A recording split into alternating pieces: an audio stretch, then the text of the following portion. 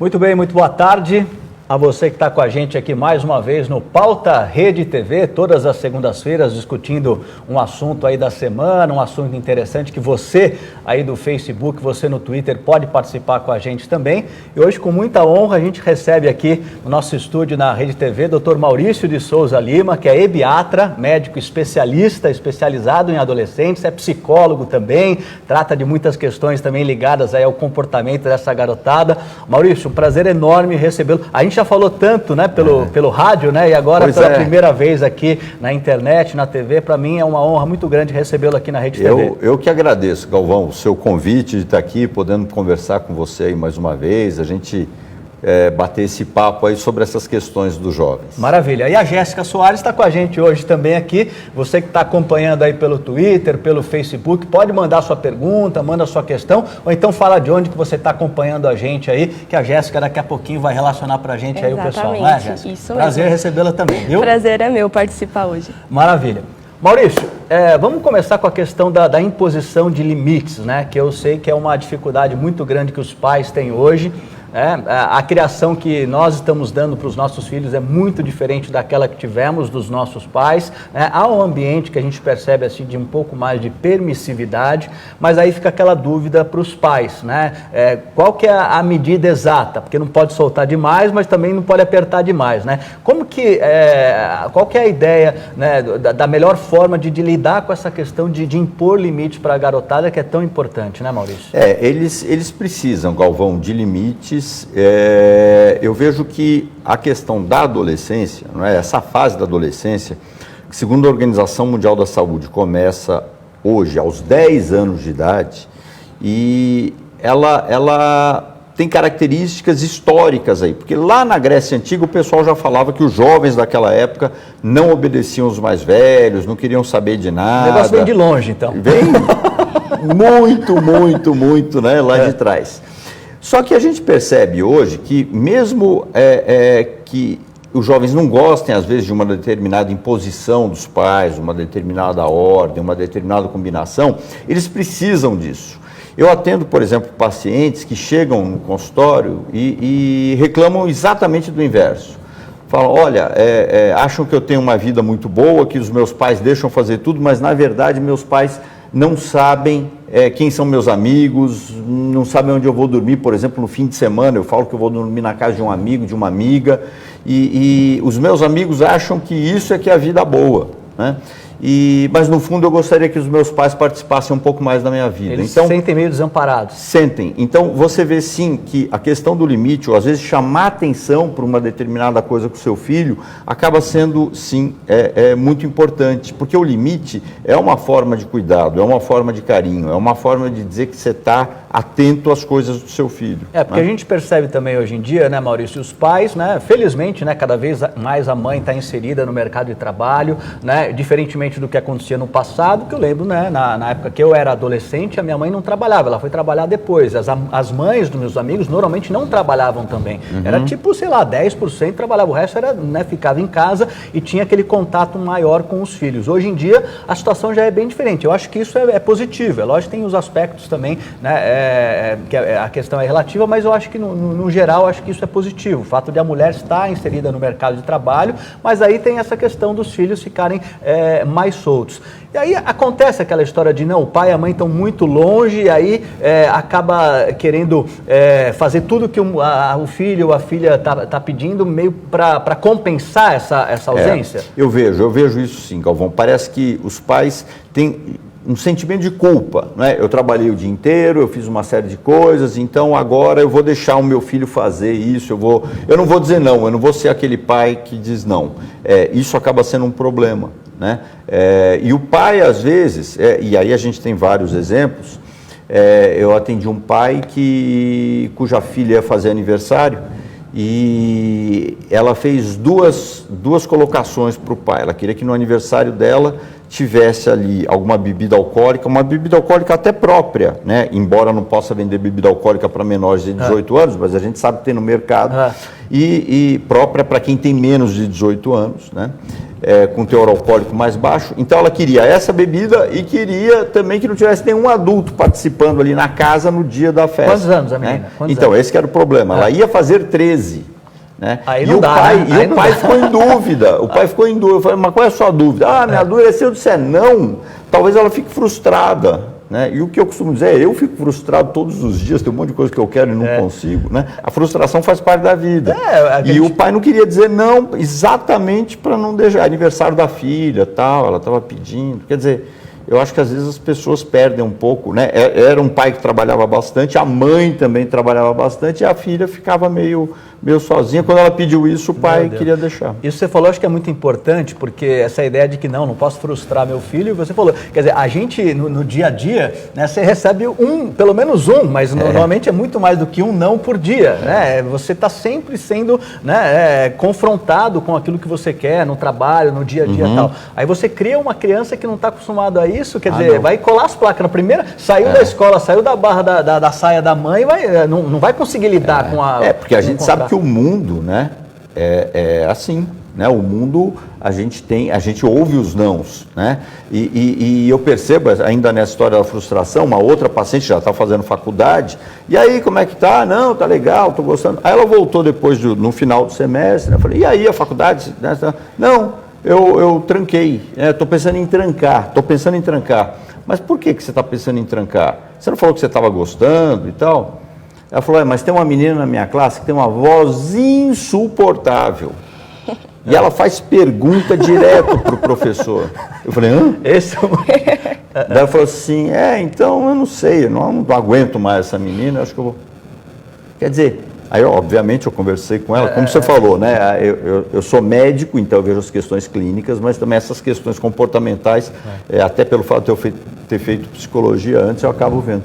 Falando, mas peraí, porque não é só consulta onde é que está doendo, né? Então, pergunto da faculdade, pergunto desse contexto. E ela me disse isso, que ia trancar por causa da voz da colega.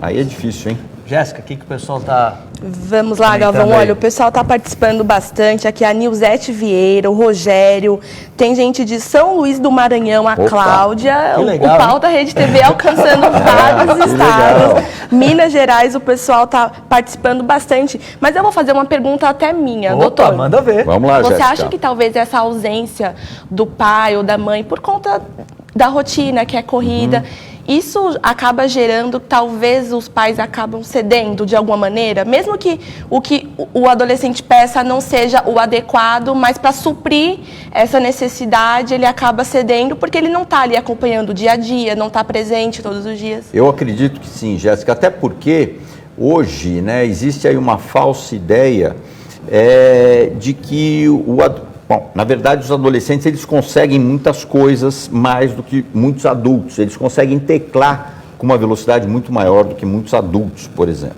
né? Eles sabem coisas que realmente os adultos, às vezes, não sabem. E com isso, o próprio jovem, ele já tem aquele sentimento de onipotência, né? De achar que sabe tudo, de que com ele nada vai acontecer.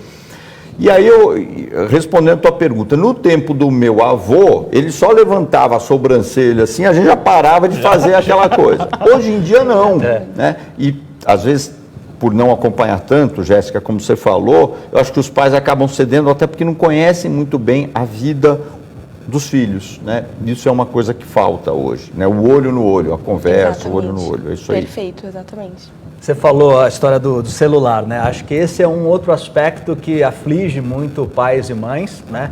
Aquela história da criança, né? Já não é nem adolescente, mas a criança já começa ali com o celular e não larga o celular. Isso acaba gerando, acho que, diversos problemas, né? Como lidar com essa questão, hein? A gente está aprendendo agora, né, Galvão? Porque, assim, o celular, né? Os tablets, enfim, eles começam a mexer muito cedo hoje. Né? Mas eu acho que isso não deve ser dado simplesmente para distrair. A família sai para almoçar fora. Às vezes você vê essa cena, né? Sai para almoçar fora, está lá a criancinha pequenininha já mexendo no tablet, ela deixa ali de interagir, mesmo que seja minimamente. Ela aprende a ficar naquele mundo dela. E os pais muitas vezes acho que fazem isso para a criança ficar quieta. Isso, vamos dar para você ficar quieta aqui. Aí a criança fica mexendo ali, né, para ficar quieta. E depois eu vejo que reclamam, né, quando o filho tem aí 14, 15, 16, que ele não sai do quarto dele, que ele fica só lá mexendo no jogo de computador, enfim, né? Mas ele aprendeu isso, ele foi criado, né? Então acho que a gente deve dar, claro, não dá para a gente ficar sem esses meios eletrônicos hoje, né? Mas precisa ter um motivo. Por exemplo, uma criança de 7 anos ganhar um celular e para ir para a escola. Para que uma criança de 7 anos precisa de um... O pai ou a mãe deixam a criança na escola, num determinado horário. Vão buscar na hora da saída. Por que essa criança precisa levar o celular para a escola? Né? Se você pensar, não precisa. Você sabe onde está. Eu acho que o celular ele precisa ter uma razão, ele precisa ter ali um motivo, né, para realmente ser útil. E a questão dos horários, aí pensando já na criança um pouco maior, adolescente, tipo, vai para a cama, em vez de dormir, vai lá no celular, fica assistindo os vídeos lá. Isso acaba tendo impacto até no sono, que é importantíssimo. No sono. Em todas as idades, acho que até mais nessa, né, Maurício? Porque o adolescente ele precisa dormir. Não é? A gente fala que as pessoas precisam dormir em média umas 8 horas por noite. E isso vem desde os nossos ancestrais lá, desde o homem das cavernas, que quando o sol se punha, ele entrava na caverna, quando o sol nascia, ele saía da caverna. O nosso corpo foi feito para isso, né, para funcionar assim. E às vezes o celular é muito sedutor, né? Você fica no celular aí durante a noite, você não vai dormir e às vezes você encurta o seu período de sono, sim. Para 6 horas, 5 horas, 4 horas, né? Principalmente quando o celular está no quarto. Então, isso até para adulto, né? E às vezes eu escuto assim, mas eu acordo com o despertador do celular. Compra um despertador, custa R$5 um despertador, né? Então, não precisa estar o celular ali, porque realmente a gente acaba invadindo o nosso espaço de sono, isso adultos e principalmente os adolescentes. Tem até uma questão interessante aí, que o GH, que é o hormônio do crescimento, ele é liberado à noite durante o sono. E na adolescência, nessa fase do estirão da puberdade, é muito importante que você tenha a liberação do hormônio do crescimento. Então, o celular ou a falta de sono, né, muitas vezes pode dificultar assim, essa liberação do GH e, consequentemente, uma estatura final menor. Aqui no Pauta Rede TV hoje a gente está recebendo o Dr. Maurício de Souza Lima, que é médico, ebiatra, especialista em adolescentes. Jéssica, o que mais que a gente tem aí? Vamos lá, Galvão. Olha, a Giovana Freitas, ela fez uma pergunta que eu achei interessante. Você colocar o adolescente para ter outras funções, sei lá, fazer um curso ou trabalhar, ele tendo essa ocupação, gera essa mudança no comportamento dele? Olha, eu acho ótimo, se ele puder fazer um curso, sim, não é, além da escola, pelo que eu estou entendendo, a pergunta da Giovana é essa. Eu acho ótimo poder fazer, sim, alguma outra coisa, algum curso. Eu me lembro até, eu, por exemplo, gostava muito de fotografia, e eu lembro que, além, né, da escola, eu fiz um curso de fotografia que durou 1 ano, era aula todo dia, Galvão. Olha só. No Senac. Muito legal. E era muito legal, porque depois eu até comecei a ganhar um dinheirinho com fotografia, né? Então, eu acho que, ao invés de ficar tanto tempo assim no jogo, né, que às vezes eles ficam, tudo bem, tem muitos que querem ser campeões aí de jogo, isso pode acontecer? Pode, mas é mais difícil do que entrar na seleção brasileira de futebol, né? Já vai por aí. Mas eu acho que esses cursos, ou dar uma atividade para o adolescente hoje, que seja em casa, algum hobby que ele tenha, eu acho que é muito interessante, sim. Essa pergunta é interessante também porque aquela história do excesso de atividades também, não só para adolescentes, mas para criança, né? Como dosar isso, hein, Maurício? Porque muitas vezes o pai, né, não, tem o balé, tem o futsal, tem o inglês, tem o francês, tem o não sei o que lá, e a criança não tem tempo de ser criança, né? Inclusive as escolas, né? Muitas escolas hoje têm período estendido, né, que começam lá 7h30, 8 horas e ficam até 4, 5, principalmente algumas escolas no ensino médio, que começam a ter um ensino médio mais forte, mais puxado, e eu percebo que muitos adolescentes entram num período de exaustão, principalmente no fim do ano. E, na minha opinião, eu acho que eles devem sim ter atividades, mas como você falou, deve ter tempo para não fazer nada também, sabe? Aquele tempo para simplesmente conviver, para estar ali. E uma dica para os pais procura uma atividade que você possa fazer com o seu filho, que eu chamo até de momentos mágicos, né? E comprar um pãozinho na padaria, e ver se ele gosta de carro, uma loja de bicicleta, jogar alguma coisa com o seu filho no fim de semana, a mãe com a filha, procurar coisas que sejam interessantes para aproximar um pouco.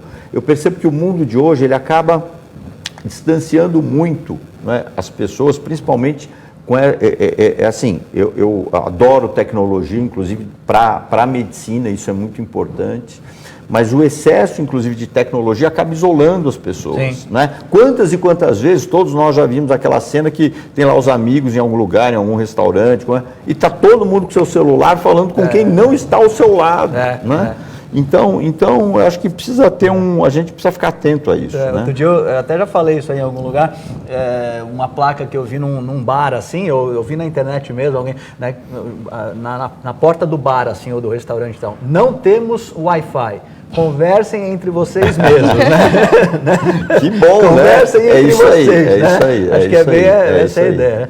Maurício, queria falar de sexualidade, né? Acho que até por conta dessa questão das novas tecnologias, do acesso fácil que essa garotada, não só os adolescentes, mas as crianças têm também a internet, YouTube e vídeos pornográficos e tal.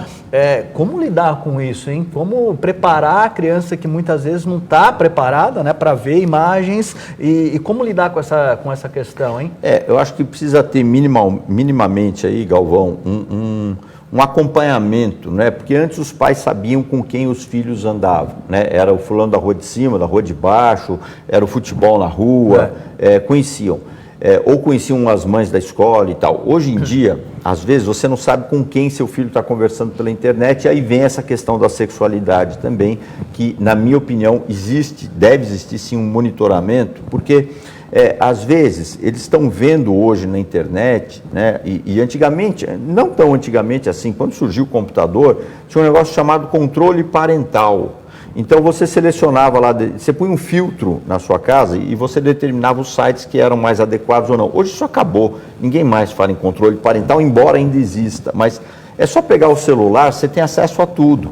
E às vezes, uma criança aí, ou um adolescente tendo acesso a um conteúdo, muitas vezes inapropriado para aquela idade, ele vai entender sim de uma maneira diferente. Então, acho que vale a pena uma conversa, né, com a hora que a família se reúne, ou, eu sei que é difícil, às vezes todo dia almoçar ou jantar juntos, mas alguns dias na semana isso deve ter. E a conversa sobre sexualidade, né, sobre gravidez na adolescência, que continua existindo, né, como sempre existiu, continua existindo. Hoje a gente percebe até de uma maneira até mais precoce, mais cedo. Né? Eu não sou mais coordenador, mas eu fui 15 anos coordenador no Hospital das Clínicas, aqui de São Paulo, de um ambulatório que chama Ambulatório dos Filhos de Mães Adolescentes. E ao longo dos anos, as meninas tinham lá 16 anos, chegavam com o filho no colo, 15, 14, 13, 12 anos chegando com o filho no colo. Não é? Então, sem dúvida nenhuma, esse estímulo todo relacionado à sexualidade vem contribuindo para que isso não aconteça de uma maneira muito mais até descartável. Né? Só para a gente fechar essa questão, o aspecto da homossexualidade também, né? Que felizmente hoje em dia já há muito menos preconceito do que havia no passado em relação à orientação sexual das pessoas, mas a pergunta que eu quero fazer, Maurício, é em relação às crianças, como conversar isso com a garotada também, porque a criança está vendo no dia a dia, na rua, está vendo na novela e tal, né? Como conversar com uma criança, com um adolescente ali sobre essas questões? Em relação, fazendo um parênteses, à homossexualidade, eu fico muito contente no sentido das pessoas poderem hoje, né? Claro que ainda existe muito preconceito, mas em relação à orientação homossexual, orientação heterossexual, isso está sendo muito mais conversado, inclusive nas escolas, né? Porque tira, assim, um peso, às vezes, muito grande da vida, das costas dessa pessoa que porque isso não é uma escolha, né? Sim. Muito importante que seja dito, a nossa sexualidade não é uma escolha, por isso que a gente usa o termo orientação, que é você seguir uma direção. Então, eu vejo que esse debate é muito, muito interessante, a gente falar sobre isso. E em relação à questão de como conversar, eu acho que deve ser conversado, Galvão, no dia a dia, né? Até em relação à homossexualidade hoje, eu acho que os pais, eu vejo que a preocupação dos pais é, olha, meu filho vai sofrer sendo homossexual, ele vai sofrer, ainda tem preconceito, eu tenho medo que ele... Então, eu acho que isso deve ser dito para o filho, inclusive, né? Que ele apanhe na rua, que a gente já viu tantos casos aí, verdade, infelizmente, né, de agressão nessa questão da homossexualidade. Eu acho que existe a experimentação homossexual na adolescência. Às vezes é só uma experimentação. Isso não significa que a pessoa na idade adulta vá seguir aquela orientação homossexual. Então, isso aí, alguns vão, outros não. Hoje está muito mais experimentar, a sexualidade hoje está muito mais fluida, né? Eu acho que ela deve ser muito mais debatida, até porque as doenças são as mesmas, né? A orientação que um médico vai dar para alguém que tem uma orientação heterossexual é a mesma para alguém que tem uma orientação homossexual, né? A gente tem que pensar nisso tudo. Mais uma para a gente fechar? Vamos lá, Galvão. Voltando a falar sobre celulares, jogos, a Maria contou para a gente que ela tem um filho de 11 anos e aí acaba gerando um desconforto em casa porque ele deixa de se alimentar por conta do videogame. E assim, é uma briga. Aí ela quer saber o que ela pode fazer para tentar tirar ele do vício, porque ela disse que acaba, assim, dá uma punição, vai ficar tantos dias sem jogar. Mas com o tempo ela acaba cedendo e ele volta a jogar. E aí, como tirar esse vício? Maria, olha, na minha opinião, assim, uma tentativa mais fácil é você chegar e falar, olha, você vai poder jogar de tal a tal horário, né? Mas eu não quero, eu isso e aquilo. Não, é a nossa combinação. Depois que você fizer as coisas da escola, ou enfim, aí você vai determinar um horário para ele jogar. Se ele não quiser, aí você fala, olha, se você continuar fazendo isso que você está, sei lá, se ele se atira no chão, faz alguma coisa assim, você vai ficar sem jogar durante 2 dias, 3 dias. Não fala que ele vai ficar sem jogar até o fim do ano, porque às vezes você, Maria, não vai aguentar cumprir com essa determinação. E quando você for dar alguma determinação, você tem que cumprir, né? Então não adianta, pelo que eu entendi aí, Jéssica, que você falou, ela às vezes ela dá lá uma determinação, mas depois ela volta atrás. Esse é o pior caminho. Então é melhor não falar nada. Pensa, antes de falar, pensa o seguinte, se você vai conseguir cumprir com aquilo que você está propondo para o teu filho. E segunda orientação não fala para ele na hora que o sangue está fervendo nas veias. Porque aí você vai falar, você vai ficar 2 anos sem jogar celular. Não é verdade. É que na hora ali você está com tanta raiva que você quer que ele fique 2 anos sem jogar. Mas se você não for conseguir cumprir isso, né? Maurício, um pouquinho antes de a gente começar aqui o nosso programa, você recebeu uma ligação, uma mensagem de um paciente, né, mãe de um paciente, falando sobre a questão de vacinas, né? A gente vai ter nesse fim de semana aí, há pouco eu fiquei sabendo que o governo vai antecipar aí a campanha nacional de vacinação contra pólio e tal, e a gente tem ouvido muito também campanhas contra a vacinação, né? Gente não, porque, né, até por questões às vezes religiosas tal, não colocam a criança para vacinar. Eu queria saber a opinião do médico sobre essa questão. Eu vejo o seguinte, que desde que as vacinas surgiram lá com o Edward Jenner, né, que foi o criador da vacina da varíola, tem uma corrente que é contra a vacina. Mas a história da medicina, ela mostra que as vacinas protegem. Algumas vacinas têm sim efeitos colaterais, mas se a gente for pensar numa proteção em massa, as vacinas ajudam muito, já salvaram muitas populações. Então, na minha opinião, tem vacinas que são importantíssimas na adolescência, porque quando as crianças são levadas ao pediatra, normalmente existe aquele calendário. E na adolescência, às vezes, não, já está grande, não precisa de vacina. Não, a gente precisa sim atualizar algumas vacinas. A vacina do tétano, por exemplo, é uma vacina que precisa ser atualizada para todo mundo, de 10 em 10 anos. A gente tem a vacina, tem gente que não tomou, que é a da hepatite B. A hepatite B, Galvão, ela protege contra o câncer de fígado. É uma vacina muito importante. Então, eu vejo que essa vacina também, na adolescência, eu não vou falar das vacinas aqui infantis, senão a gente faria um programa só de vacinas, né, que não é o objetivo. Mas na adolescência tem também o do HPV e tem da meningite. Tem da meningite quando é criança, mas tem uma vacina que é para adolescente da meningite, quando é adolescente. Então, essas vacinas eu vejo que elas são importantíssimas, sim. Maurício, a gente tem mais, acho que 2 ou 3 minutinhos para a gente fechar mais um tema bastante polêmico, que é a questão do suicídio, né? A gente teve alguns meses, alguns casos aí que tiveram grande repercussão, não só aqui em São Paulo, mas em outros locais também, envolvendo adolescentes. E eu queria saber qual que é a melhor forma de se lidar com essa questão com os jovens, porque eles são muito impactados, né? Com uma notícia como essa, quando é próxima, quando acontece com um amigo, com um conhecido, né? Como lidar com essa questão aí com a garotada, hein? Olha, conversando também, procurando ouvir os jovens e inclusive, pensando nesses casos que você citou, eu vejo que existe um movimento para as pessoas falarem mais a respeito, né? Falarem com um professor, com um colega, a respeito de um sentimento muito grande de tristeza, de desamparo, que digo que na maioria dos casos leva sim ao suicídio, né? É muito difícil você pegar alguém que simplesmente resolveu se suicidar sem ter dado nenhuma pista, nenhum sinal, nenhuma conversa. E é importante a gente valorizar esse tipo de coisa, né? Então, se você tem alguém que você percebe sim que está triste, que está deprimido, que vale a pena uma avaliação de um profissional para ver se é a questão até de medicar, Galvão.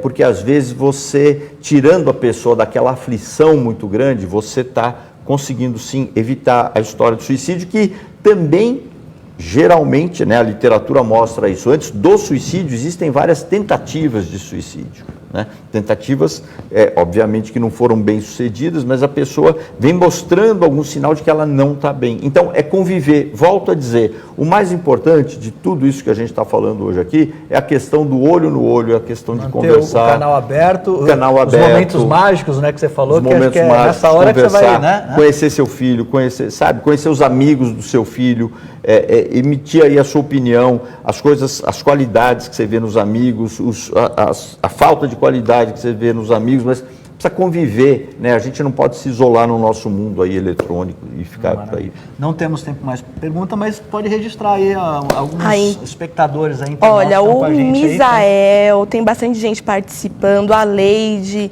o Armando Lima, o pessoal mandando abraços e mandando oi pra gente. Maravilha. Obrigado, viu, Jéssica? Foi um prazer participar pela primeira vez, estreando. É isso aí. Foi muito bom. Maurício de Souza Lima, ebiatra, com a gente aqui nessa meia hora, falando sobre adolescentes, e tomara que a gente possa repetir esse papo aí mais para frente. Maurício, foi um prazer enorme aí o seu convite, Galvão. Tenho certeza que muito obrigado. Nosso internauta também adorou o nosso papo. Legal. Aqui. Um abraço, Maurício. Obrigado. Eu que agradeço. Tchau, gente. Até a semana que vem, hein? Tchau, até mais. Tchau.